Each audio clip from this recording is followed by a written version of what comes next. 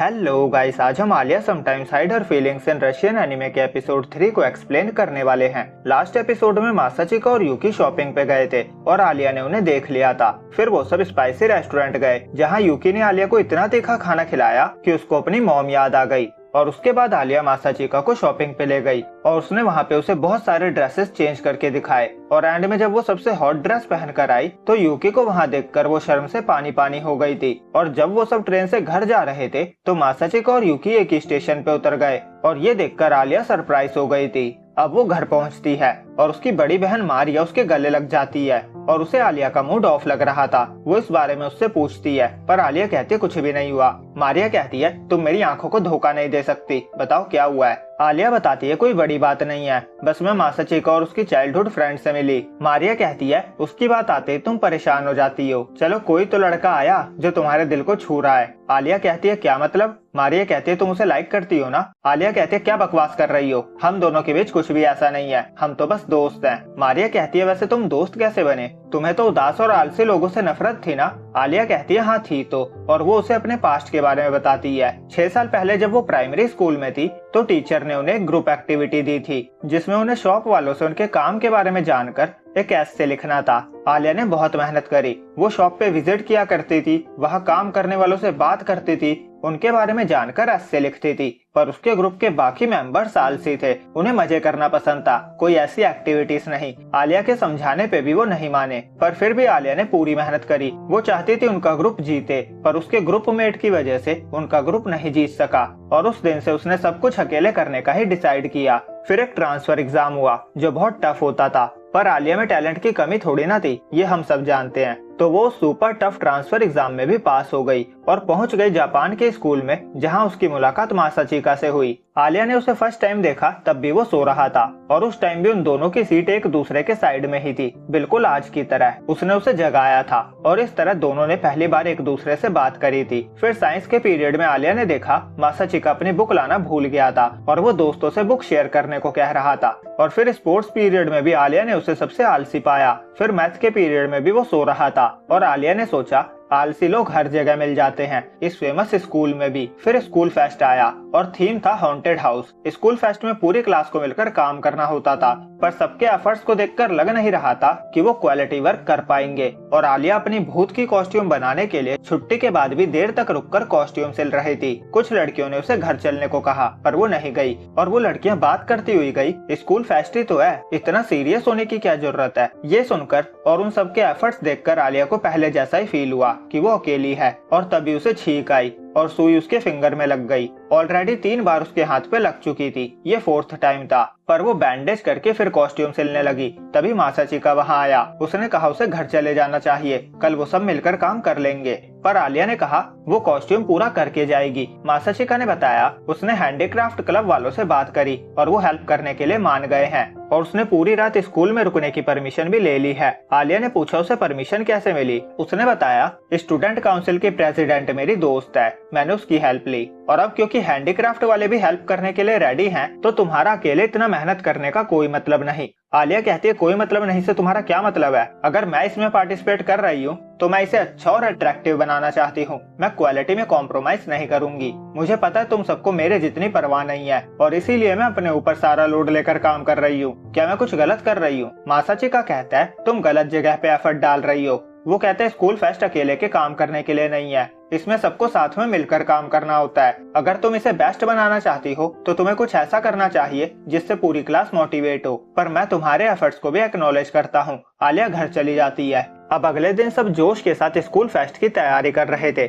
ये देखकर आलिया सरप्राइज हो चुकी थी। और फिर आया स्कूल फेस्ट का दिन। उनका हॉन्टेड हाउस अच्छे से हुआ और उनको बेस्ट अट्रैक्शन का अवार्ड भी मिला। फिर रात में आफ्टर पार्टी में सब फोल्क डांस कर रहे थे, फोक या फोल्क डांस मुझे नहीं पता, जो भी इसे कहते हो। और मासाचिका अकेला स्टेयर्स पे बैठा था। फिर आलिया उसके पास आकर बैठी। मासाचिका ने पूछा तुम्हें डांस नहीं करना, तुम्हारे साथ तो हर कोई डांस करना चाहता होगा। वो पूछता है क्या उसे फोल्क डांस करना नहीं आता। आलिया कहती है मैंने बैले डांस सीखा हुआ है, तो ये सिंपल सा डांस तो मैं आसानी से कर सकती हूँ, पर मैंने सबको ये कहकर मना कर दिया है कि मुझे नहीं आता। मासाचिका कहता है तभी तुम्हें सब आइस प्रिंसेस कहते हैं। आलिया कहती है मुझे प्रिंसेस कहा जाने से गुस्सा आता है, मैं सब लोगों से थोड़े ज्यादा टैलेंट के साथ जन्मी हूँ, पर ऐसा नहीं है मैंने मेहनत नहीं करी, मुझे भी कुछ चीजों में हार्ड टाइम फेस करना पड़ा। मुझे बुरा लगता है जब मेरे एफर्ट्स को मेरे बर्थ की वजह से इग्नोर कर दिया जाता है। मासाचिका कहता है मैं समझ सकता हूँ, मैं तुम्हें कभी इस नाम से नहीं बुलाऊंगा। आलिया थैंक्स कहती है क्योंकि वो गलत थी और मासाचिका ने सही कहा था कि अगर वो अकेले ही सब कुछ करने में लगी रहेगी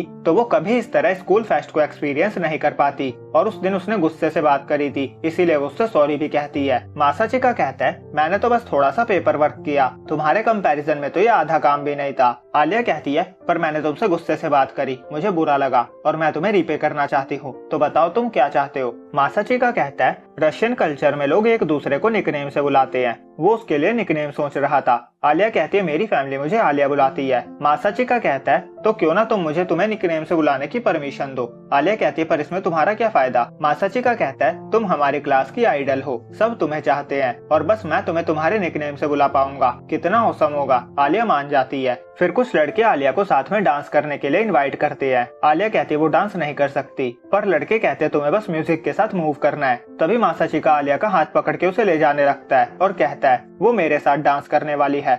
उस टाइम पहली बार आलिया को लगा उसका दिल फट जाएगा। मासाचिका कहता है तुमने कहा था तुमने बैले डांस सीखा है, तो फोल्क डांस करना तुम्हारे बाएं हाथ का खेल है, तो चलो देखते हैं तुम कर सकती हो या नहीं। आलिया ने खुशी से एक्सेप्ट किया था और ये पूरी स्टोरी उसने मारिया को सुनाई थी। अब मारिया कहती है तो इस तरह तुम्हें उससे प्यार हुआ, कितनी प्यारी स्टोरी थी। आलिया कहती है तुम सुन भी रही थी, हम बस दोस्त हैं। मारिया कहती है पर ये तो एक लव स्टोरी लगती है, दोस्ती से लवर्स बनने की स्टोरी, बिल्कुल वैसे ही जैसे मैं और साकुन थे। आलिया कहती है मुझे पता है मासाचिका कितना कैपेबल है और मैं उस पर ट्रस्ट करती हूँ। मारिया कहती है लड़के जरूरत के टाइम काम आते हैं तो वो हमारी नजरों में शाइन करने लगते हैं, ऐसे ही साकुन था, उसने मुझे डॉग से बचाया था। आलिया कहती है अपनी लव लाइफ की बातें कहीं और जाकर करो।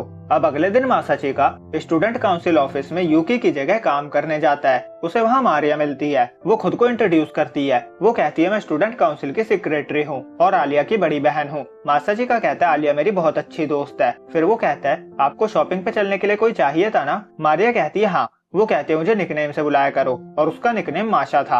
वो कहती है आलिया का दोस्त मतलब मेरा दोस्त। फिर वो उसका हाथ पकड़ लेती है और उसके फेस को देखकर शॉक हो जाती है। वो उसका फर्स्ट नेम पूछती है जो कि मासाचिका था। फिर वो हाथ पीछे कर लेती है और सॉरी कहती है। वो कहती है मैं आलिया के फ्रेंड से मिलकर बहुत एक्साइटेड हो गई थी। फिर वो रशियन में उसे शॉपिंग पे चलने को कहती है। मासाचिका कहते हैं क्या कहा। वो कहती है मैं तो भूल ही गई तुम्हें रशियन नहीं आती, चलो शॉपिंग पे चले। अब वो मासाचिका के साथ शॉपिंग पे जाती है। वहाँ उसे एक टेडी दिखता है जो उसे आलिया की तरह लग रहा था। वो कहती है हम सभी स्टूडेंट काउंसिल की तरह दिखने वाला टेडी ले लेते हैं। मासाचिका कहता है लड़कियों को ये पसंद आएगा पर लड़के अनकंफर्टेबल हो जाएंगे। पर मारिया फिर भी टेडी ढूंढ रही थी। वो स्टूडेंट काउंसिल प्रेसिडेंट की तरह दिखने वाला टेडी ढूंढ लेती है। मासाचिका कहता है ये उसकी तरह ही दिख रहा है पर उसे अच्छा नहीं लगेगा। मारिया कहती है ठीक है पर मैं अपने लिए ये आलिया की तरह दिखने वाली किटी पक्का लूंगी। फिर वो दूसरे स्टोर पे टी के ले जाते हैं और मासाचिका उसका सारा सामान पकड़ लेता है। मारिया कहती है तुम आलिया की तरह दिखने वाले किटी के साथ बहुत अच्छे लग रहे हो। वो फोटो खींच रही थी पर मासाचिका उसे नहीं खींचने देता।